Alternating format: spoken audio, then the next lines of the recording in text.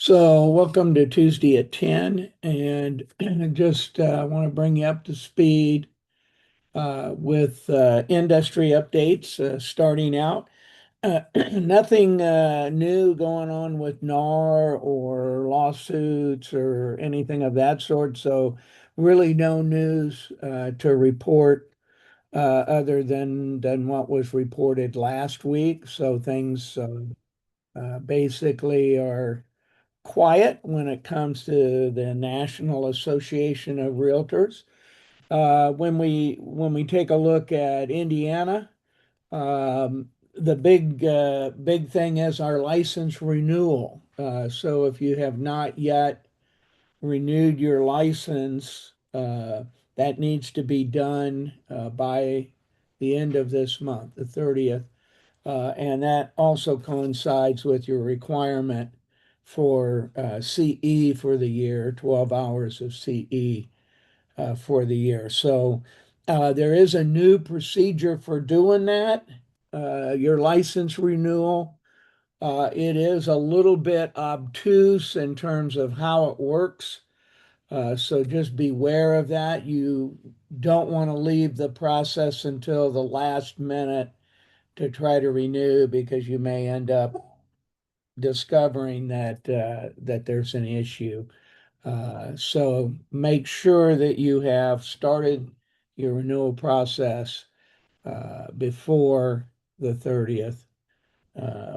And so uh, that's all I have to say for license renewal. And there are new forms coming from IAR in terms of the disclosures that we talked about last week, the referral disclosures, required disclosures there. So those new forms should be available coming up. I think July 1 is the date on that.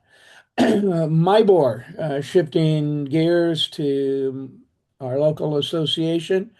Um, they have discussed now a data sharing arrangement with IRMLS, and that's coming up. So we don't have that data sharing agreement yet, but that will be coming. And again, that means that you'll be able to see listings on that MLS as well as so when you search for listings, you can see that MLS along with our own. Um, and so just wanted to give you a heads up that that's coming. I'm sure that my board will announce it when it actually happens, but they did put out a communication just saying, yeah, it's coming, because a lot of people have been asking about it. And so they just respond and let everybody know that it is coming. Jim, Uh, you think we'll be able to see like agent remarks as well, like completely yeah, on? hopefully we will. We should be able to.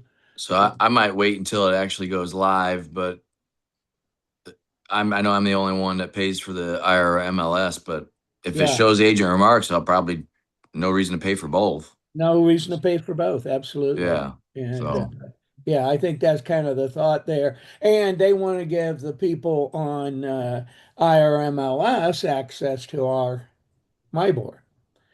So it kind of works both ways. So yeah, so IRMLS is a lot cheaper though. oh, yes, it is. Yeah. That's true enough. Um, ran across an interesting, so I get Jay Rose's newsletter because I take my CE training from Jay, and I take it pretty much the same time every year, either in December or January. Slowest months of the year, best time to take CE. So I take those classes then. So when you take classes from Jay, you also get the newsletter. So some of you may be taking classes from Jay Rose as well. And so you get his newsletter. I don't know if you noticed or not, but there was kind of an interesting little article in there about quitclaim deeds.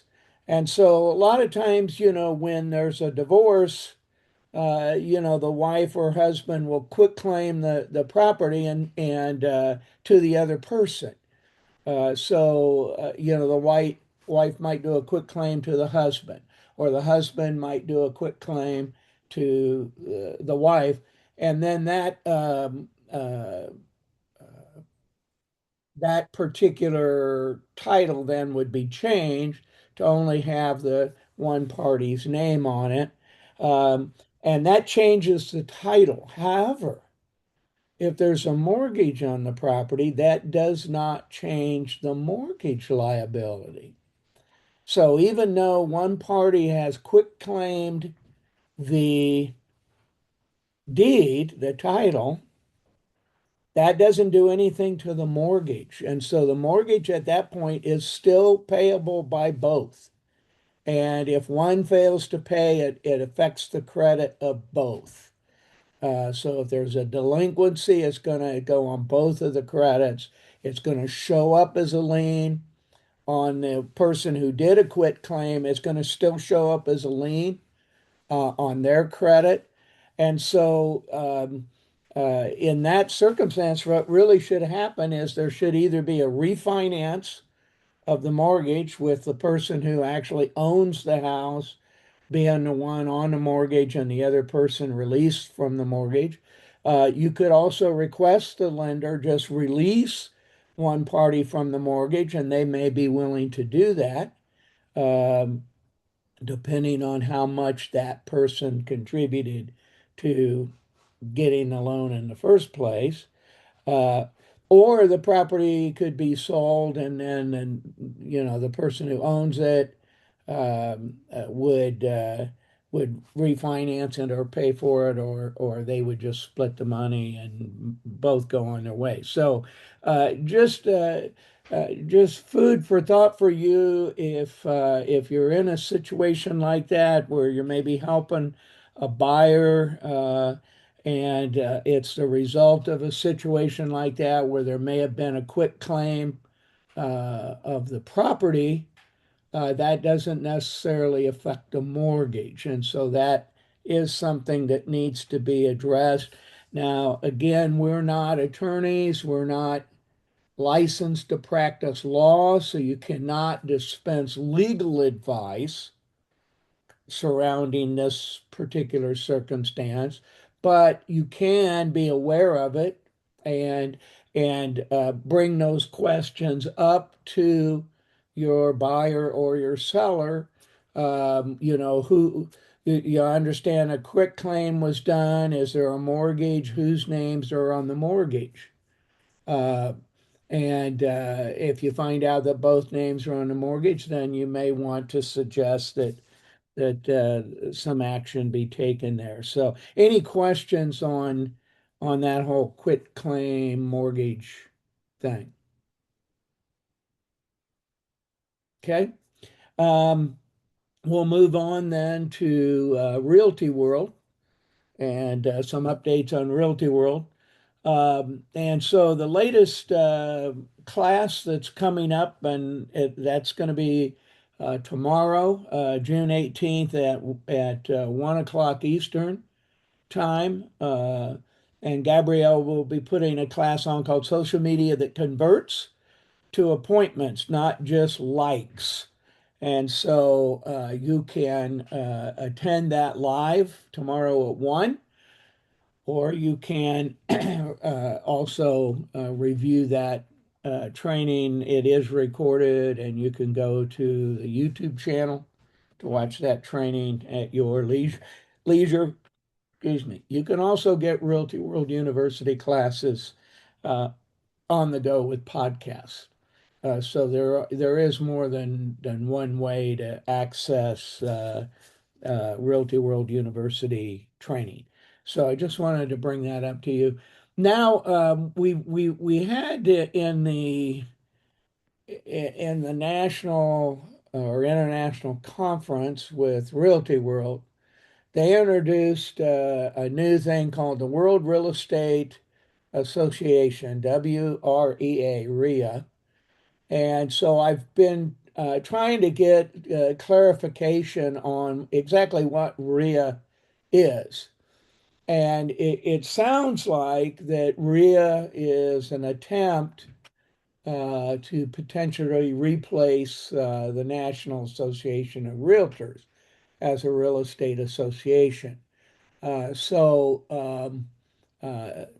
I mean, that all the information I'm seeing about it would seem to indicate that. Now, for Realty World people, we have free, at least for this first year, we have free membership, and we can also join committees and be on committees that will determine the direction of this organization. So, just uh, want to, and there'll be more information forthcoming that I can send out to you.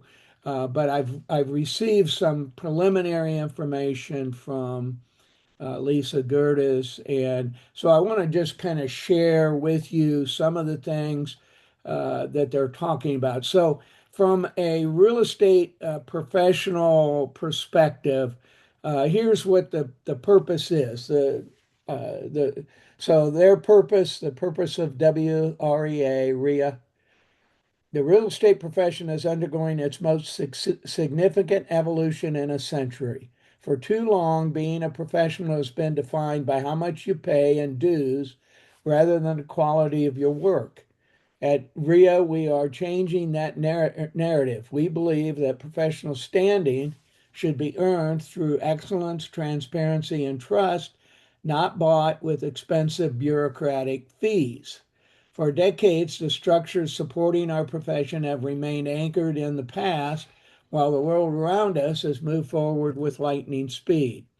It is time to stop settling for how it has always been and start building how it should be. It is a time for a change. High fees have become a barrier for real estate professionals, while outdated standards have slowly eroded public trust. If you are still tethered to the old way, you are not just losing money, you're losing your future. RIA is changing just that. We're giving you a brighter future. We're removing the red tape, slashing the costs, and returning the focus to where it belongs: expertise, ethics, and trust.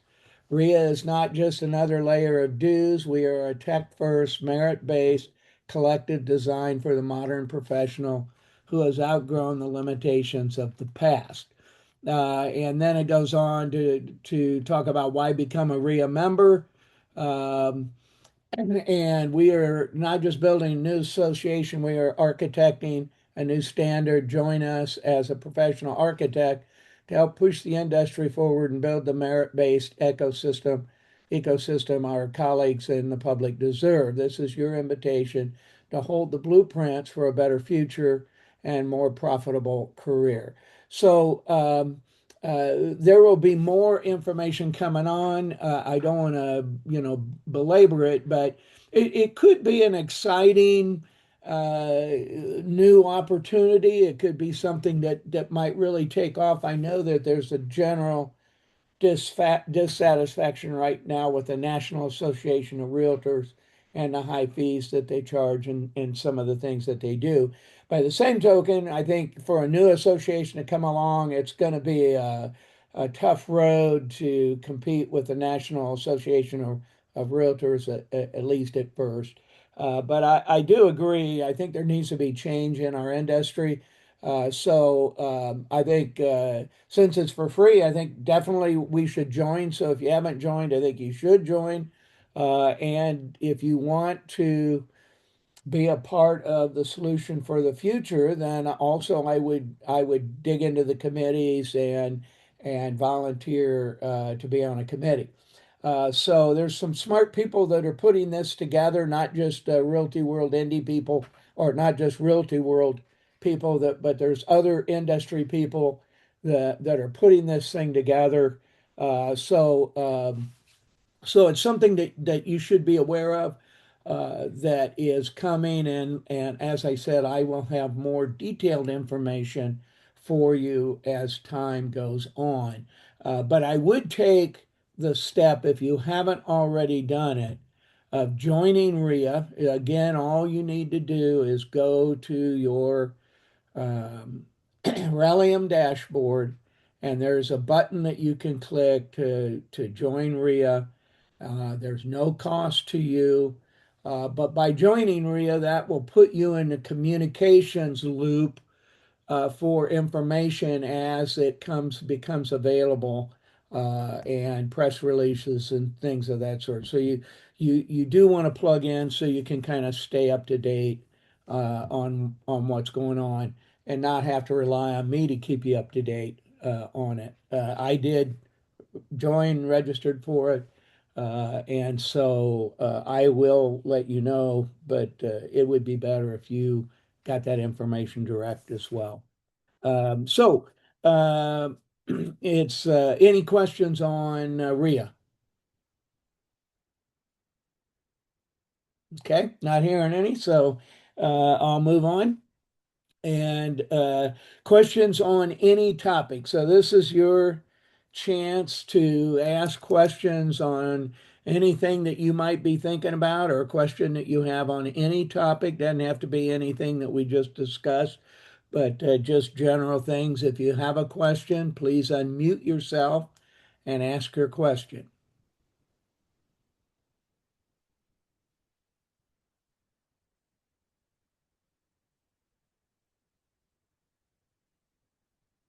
Boy, you're a talkative bunch this morning. Do you think with all the school referendums, we need anything special signed or just kind of include that? I've included that in my kind of, hey, depending on what area you're looking in, I kind of put it on them to research the school referendums. It seems like almost every community has one going now.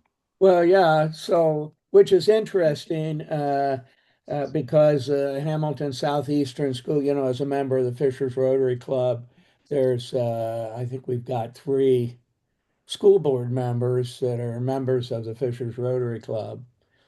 So I get the latest and greatest, and we've got a past superintendent of the Hamilton Southeastern Schools as a member of the club as well. So I get a lot of information on referendums and what they're doing in Hamilton Southeastern, and I know that similar things are going on, which is interesting because there was a move early in the year by the legislature to try to give property owners some relief from property taxes.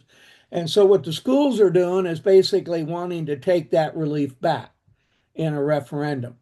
So what they're saying is we want you to vote for higher taxes uh, right after you voted for lower taxes. We want you to vote for higher taxes because we need the money. Yeah, Uh, no, Noblesville's is 99% likely going to pass. Like, yeah. yeah. Well, And and it does because in a given community, a lot of the people have kids in the schools and they tend to vote for that. So the property tax relief basically does nothing because it's taken back by the schools. Um, and the school levy is the highest percentage of our taxes as it is. So there's not going to be any kind of meaningful property tax reform when the schools keep taking it back with referendums and people continue to vote for that. Just my thought, my take on it again. I am with everybody else. I think we need good quality schools and good education, but I got to tell you, as I look around some of these schools and some of these facilities and some of the gold-plated stuff that these schools have, I question whether education could be done at a little less cost to the taxpayer. Um, because I see a lot of things that I wonder, how does this gold-plated facility that we have really add to the education of the student? Couldn't that money be better spent on teachers or technology that actually benefit the student rather than these big palaces that are being built that we're calling schools? So that's just my take on it.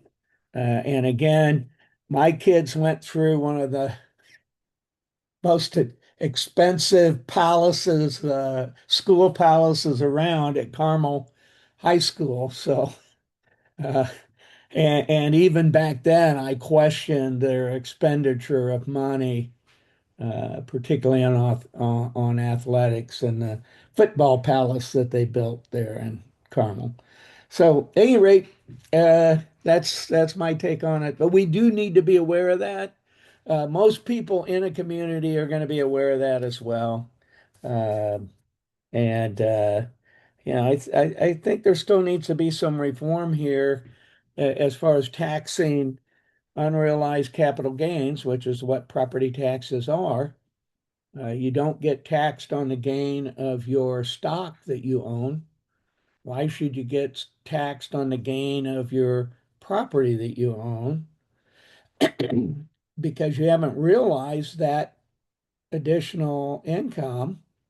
You only realize it when you sell the property. Just like when you have a stock, you don't realize that capital gain until that stock is sold. And so we need some reforms there. But yeah, the referendums are kind of reeling that back. Any other questions or thoughts? Good point, Sean. Okay, does anyone have a coming soon listing?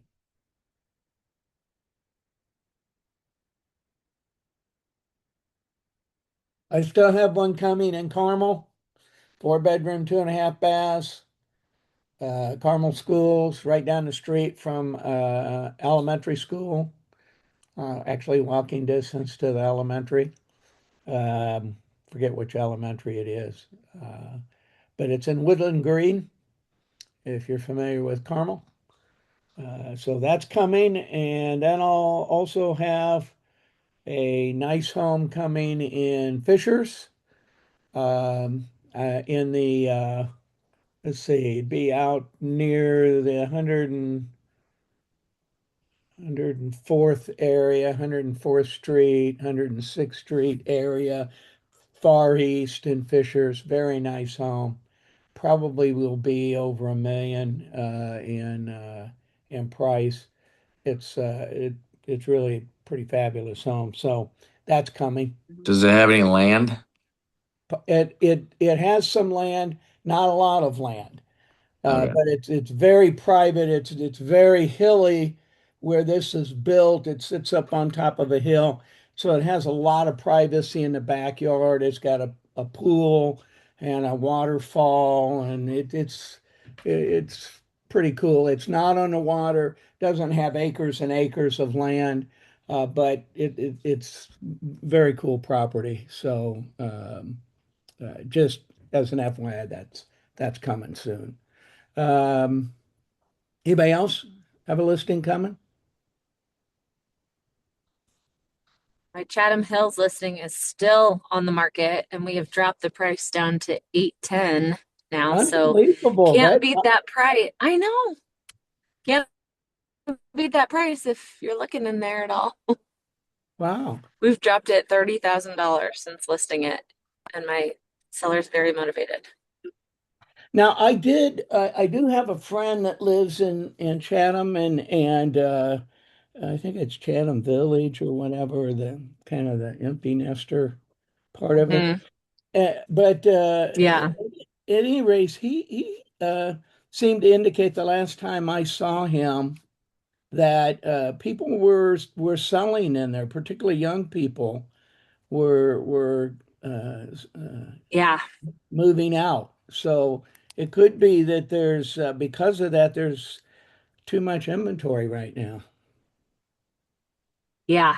There is, and there has been several homes around this one that have been on the market or are on the market right now. So Yeah. So interesting. so it's Yeah, tough, and yeah, it is. we're running out of time. But it was former model home, so it has upgrades galore and it has all the bells and whistles. But we're Well, now down to a lower price than where she bought it at. So yeah. Well, and I just represented a buyer on a property in an Epcon community. And a realtor bought this property um, while they were building a home. And so their idea, I guess, was to buy this property and then sell it for a profit after they had built their home. So they only were there for about a year. The property is better than new. And we just bought it for significantly less than they paid for it a Mm. year ago. So um, that's kind of interesting as well, because Uh, typically in a new hang on just a second. Hello, Jim Jordan. Hi, Tracy.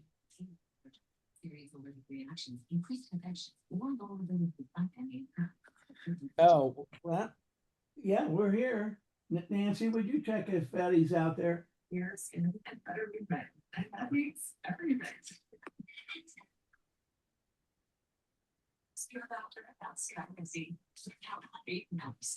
So is inventory up in Indiana now? Not here.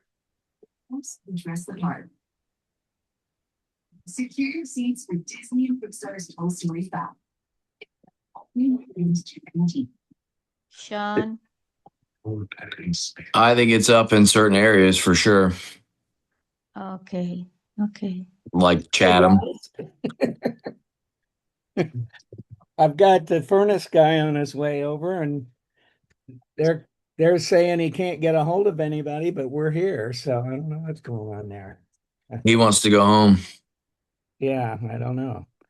Um, so the last thing is talking about listings and where the next three listings are going to come from for you, and that's always an interesting question for all of us, no matter how much business that we are currently doing or that we want to do.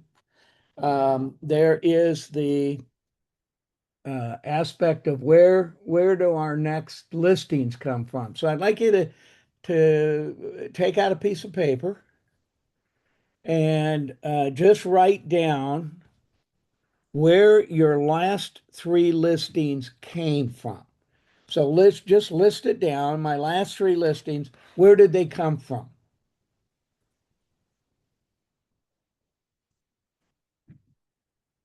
And that's a question that you don't have to answer out loud. Just write it down. Where did your last three listings come from?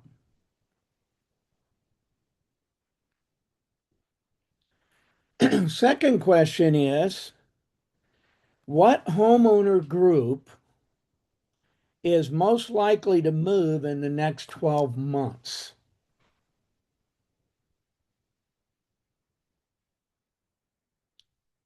And I'd like somebody to tell me what homeowner group they think is most likely to move in the next 12 months in in your sphere of influence. Somebody speak up, unmute and speak up. Specifically, I have about four older neighbors that are talking to me about getting out of Hamilton County. Getting out of Hamilton County, that's interesting because of the taxes.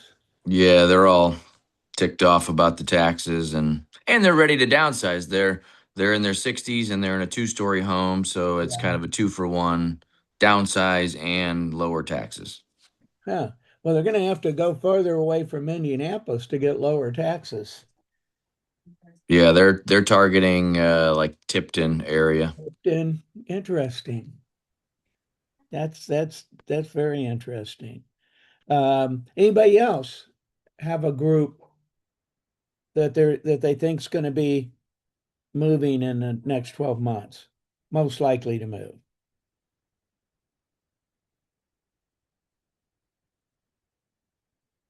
Okay, the next question is, and I'd like participation here. If you needed a listing in the next 30 days, what would you do first? Uh, Angela, what would you do first to get a listing in 30 days if you needed one? What's the first thing you would do? I will contact previous clients or previous uh, uh, the, um, the sphere of influence is to start. I will start sending emails about their value of their home and Yeah, kind of information in general to see if I can have some attention and refresh that I'm here. yeah, okay. Sean, how about you? I'd call expireds. Call expires, okay. Pat, how about you?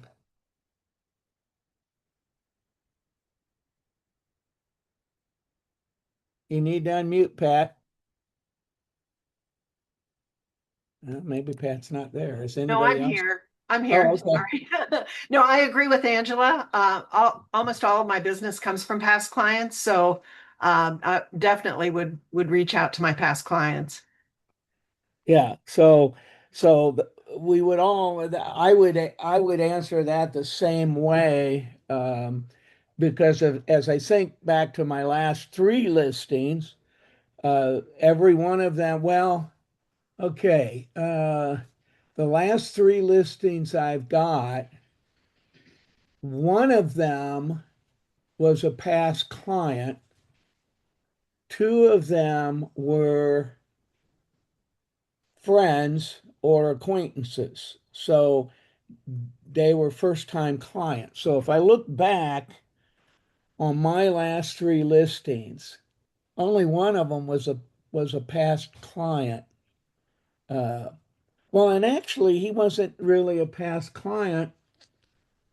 Uh, so I have to say the last three listings I've got were all new clients. They didn't buy the house through me. Um, they got the house some other way. Like the one I had in on Ralston, that was a a sister of a friend who used to be a realtor, and we worked together way back when at Tucker. and but I had stayed in touch with them through the years, and so when it came time to list his sister's house, he listed it with me. So we've never really done a transaction, but there's that one, and the ones I have coming are people, maybe people from church or people from Rotary. So yeah, uh, so I would say probably if I needed something in the next 30 days, I probably wouldn't just go to my client base. I would probably go just to my sphere of influence itself, and see how I could be more visible. Um, one of the things that I try to do, I don't know if you guys do this, I know Sean does, um, is I try to be visible by wearing logo wear. So when I go to Rotary meetings or service club, or I meet with people in my sphere of influence for lunch or whatever, I try to wear logo wear to remind them that I'm in the business, lest they forget, particularly with my sphere of influence, because most of the people I know are older, and I'm older. And so it's important for me to let people know that I'm still in the business. Otherwise, um, they might think, oh, well, Jim, he's retired. He doesn't do real estate anymore. So I need to find a new realtor. So I want to let them know that I'm still available for them. Um, yeah. So maybe sphere of influence for me. Uh, so here's some things that you might do, um, is take take the top 25 homeowners that you know that are most likely to sell. So that could be somebody who's an empty nester. That could be somebody whose kids just went off to college, and Well, that's an empty nester. It could be somebody Max. downsizing. They've retired and they want to get on one Yeah. level now, so it could be a one level uh, people. But you might make a list of the. No, because I have this Tuesday mornings. I have a yeah, yeah, yeah. Are you talking to us, Pat? Sorry. Sorry, no, sorry. Okay, okay. Um, so you might be fruitful to look at those, think about those people. Okay, so what things have I seen here recently? You Jim, know, I heard of this lady who is selling her daughter's condo because she cannot afford it anymore. That's a reason to sell. I thought that was kind of yeah, interesting. She's yeah. not. No, that's not going to help you much with a real estate transaction, but when they just move in with their kids or Oh take. no, no. She's actually her mom is selling her condo Oh, because okay. the So you, daughter is not responsible enough. So and it's too much yeah. for So, the daughter. So she's selling the property.